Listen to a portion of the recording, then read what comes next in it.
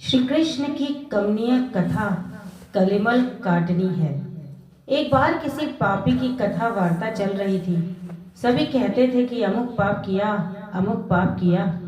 उस पर कथा का क्या प्रभाव पड़ेगा? वह कदापि सुधर नहीं सकता। सुधर्मा सभा में बैठे हुए श्री कृष्ण ने दरबारियों की यह बात सुनी। वे रहस्यपूर्ण हंसी हंसे। सभी ने चौंक कर उनके मुख चंद्र की ओर देखा।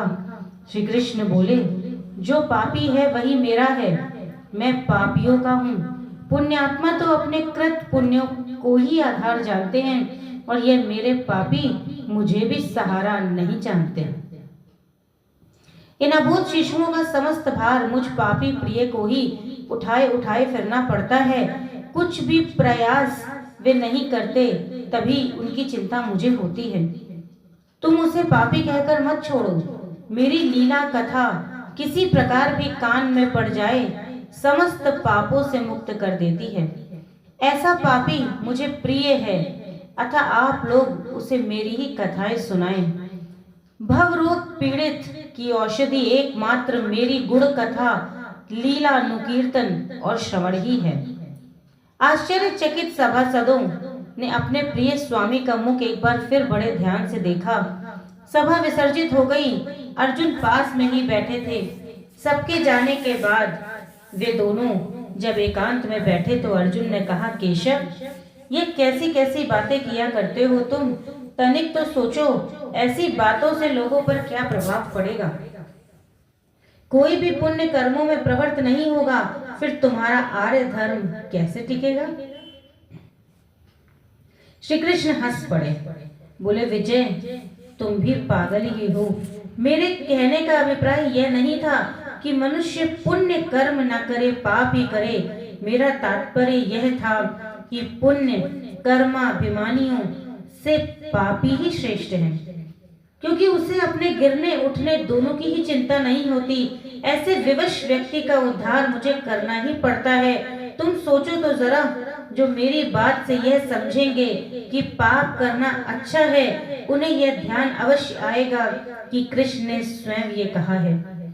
ऐसी स्थिति में पाप कर्म करते हुए भी उनमें वही अभिमान जाग जाएगा जो पुण्य कर्मा लोगों में जागता है। अतः चाह कर भी वे पाप नहीं कर सकेंगे, क्योंकि पाप करते हुए वे डरते से बने रहेंगे। उन्हें आशंकित रहना पड़ेगा, फिर पाप की स्वच्छंद वृत्ति उनसे ना बन पड़ेगी और वे पापी भी ना हो पाएंगे।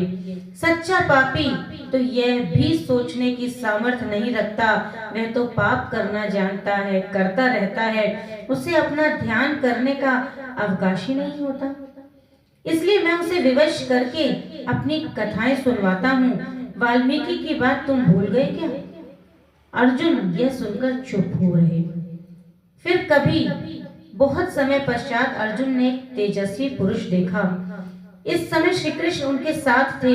यह तपस्वी नयन मूंदे किसी के ध्यान की प्रगाढ़ निद्रा में निमग्न थे।